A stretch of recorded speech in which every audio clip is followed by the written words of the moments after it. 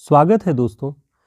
संपूर्ण हिंदी साहित्य श्रृंखला के 28वें भाग में हम प्रेमचंदोत्तर उपन्यास के बारे में जानेंगे कि प्रेमचंद के बाद की जो एक परंपरा उपन्यास की रही है उसमें उपन्यास किस तरह के लिखे गए और कौन कौन महत्वपूर्ण उपन्यासकार रहे हैं।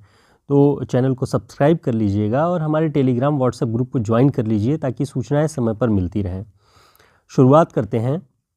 प्रेमचंद के बाद हिंदी उपन्यास में कई मोड़ आते हैं, जैसे 1950 तक के उपन्यास जो कि फ्रायड और मार्क्स की विचारधारा से प्रभावित होते हैं।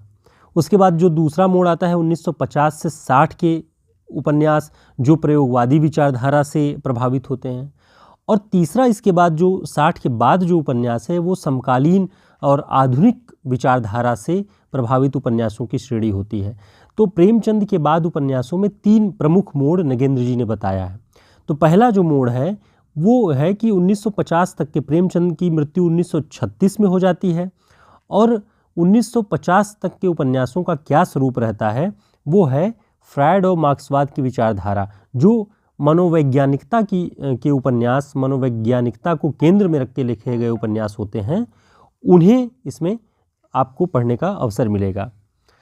इसमें देखते हैं कि इसमें जिस तरह की कथाएं लिखी जा रही थी उनमें मनोवैज्ञानिक उपन्यासकार के रूप में जैनेंद्र जी की रचनाएं पहले ही लिखी जा चुकी थी। यानी जैनेंद्र जी का जो पहला उपन्यास परख है 1929 में आता है, तो मनोवैज्ञानिक उपन्यास जो हैं वो लिखे जा रहे थे 1929 से ही, जैनेंद्र के समय से ही। और जैनेंद्र की ये परंपरा आगे बढ़ती चली जाती है। ईलाचंद्र जोशी भी मनोवैज्ञानिक उपन्यासकारों में आते हैं। इन्होंने व्यक्ति की गुम होती हुई पहचान को उभारा है। जब मनोवैज्ञानिक श्रेणी के जो उपन्यास हैं, कथानक हैं, उन सब में व्यक्ति की जो पहचान गुम होती जा रही है, चाहे वो सामाजिकता की आड़ में, चाहे धर्म और संस्कारों की आड़ में, चाहे अन्य और बाह्य जो, चाहे आजकल आप देख रहे हैं कि बाजारवादी प्रवृत्तियां भी ऐसी हैं कि व्यक्ति की जो खुद की पहचान है वो चमक धमक में खोती जा रही है। तो ये तो वर्तमान दौर की समस्या है, लेकिन उस दौर की समस्या की सामाजिक क्रांतियां हो रही थी। सामाजिक क्रांतियों में व्यक्ति की समस्या, उसके घर में अनाज है या नहीं, चूल्हे जल रहे हैं या नहीं, बच्चों के स्वास्थ्य कैसे है, शिक्षा कैसे है, उनकी बातें न हो कि एक सामूहिक क्रांति की बात होती थी कि हम इकट्ठे होंगे, आंदोलन करेंगे। ऐसे में मनोवैज्ञानिक उपन्यासकारों ने व्यक्ति की गुम होती हुई पहचान को उभारा है। अब हम जैनेंद्र जी के उपन्यासों को देख लेते हैं कि कौन कौन से उनके उपन्यास हैं।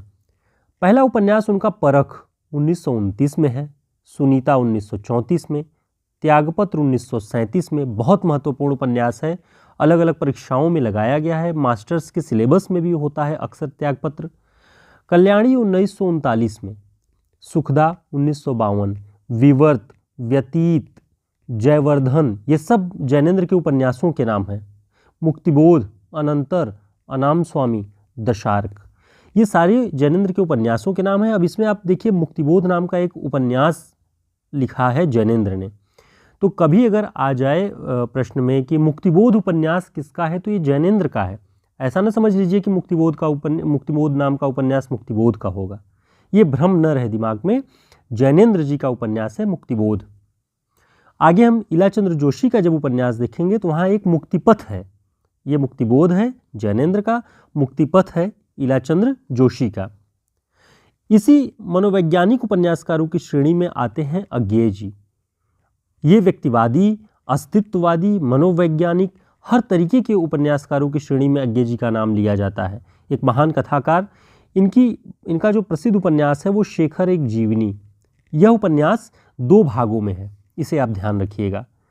इस उपन्यास को प्रकाशमान पुच्छल तारा कहा गया है।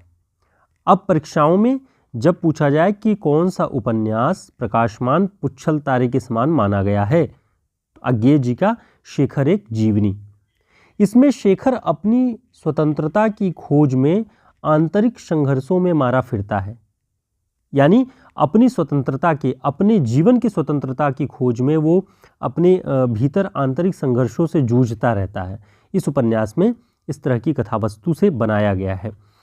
शेखर एक जीवनी के जो प्रमुख पात्र हैं शेखर और शशि हैं, इसे आप ध्यान रखिएगा। अज्ञेय जी का अगला जो महत्वपूर्ण उपन्यास है नदी के द्वीप, बहुत महत्वपूर्ण उपन्यास, 1951 में ये प्रकाशित हुआ। इसमें इसके जो प्रमुख पात्र हैं भुवन, गौरा, रेखा, इसके प्रमुख पात्र हैं।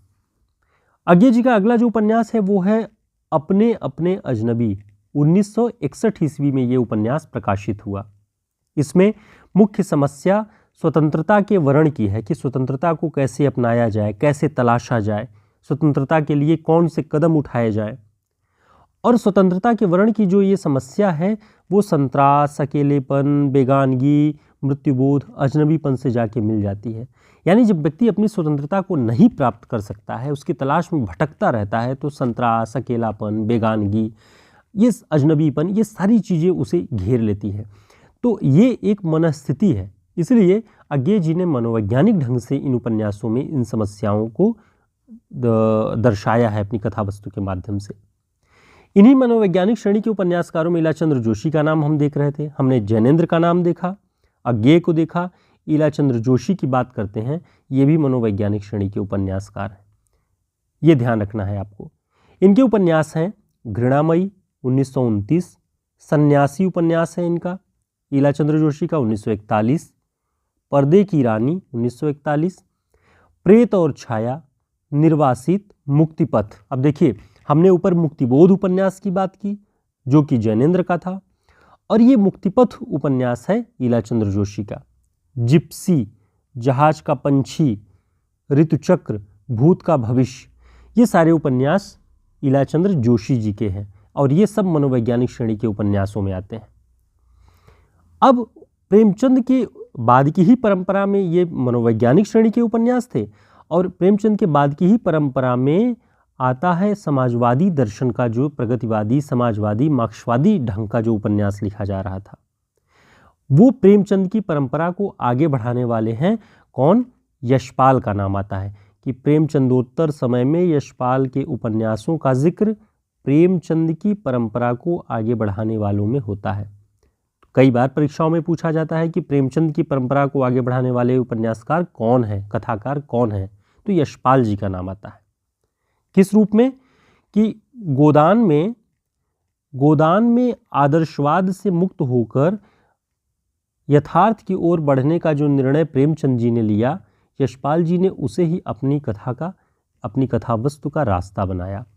प्रेमचंद जी शुरुआत में आदर्शवादी कथाएं लिखते थे, आदर्शवादी कहानियां, उपन्यास लिखते थे जिसमें हृदय परिवर्तन की बात होती थी कि कोई खल है, दुष्ट है, अंत में उपन्यास के उसका हृदय परिवर्तन हो जाता था। लेकिन यथार्थ रूप में ऐसा संभव नहीं होता, ये बहुत मुश्किल होता है। तो यथार्थ आदर्शवाद से यथार्थ बहुत मुश्किल होता है। गोदान में आप इसी यथार्थवाद को देखेंगे कि एक किसान की नियति श्रमिक बनने में हो जाती है।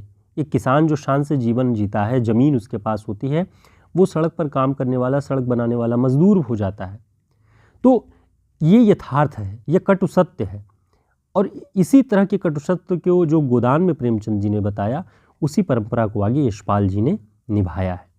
यशपाल प्रगतिवादी, मार्क्सवादी, समाजवादी यथार्थ की विचारधारा के समर्थक थे। तो जब भी परीक्षाओं में यह पूछा जाए कि मार्क्सवादी उपन्यासकार निम्न में से कौन है, अगर यशपाल जी का नाम है तो यशपाल जी प्रगतिवादी हैं, मार्क्सवादी हैं, समाजवादी, ये तीनों विचारधाराएं लगभग एक जैसी मिलती हैं। यशपाल जी के उपन्यासों को हम देखते हैं।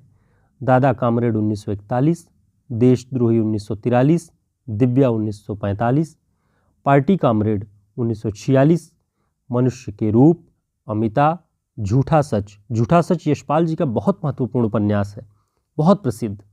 ये 2 भागों में है। पहला भाग 1958 में और दूसरा भाग 1960 में, 2 साल बाद। अगला उपन्यास है 12 घंटे, अप्सरा का श्राप, मेरी तेरी उसकी बात। ये यशपाल जी के उपन्यास हैं। आप अब आगे देखते हैं कि झूठा सच, जिसके बारे में हम कह रहे हैं कि ये बहुत महत्वपूर्ण उपन्यास है, ये 2 भागों में है, 1958 और 1960 में।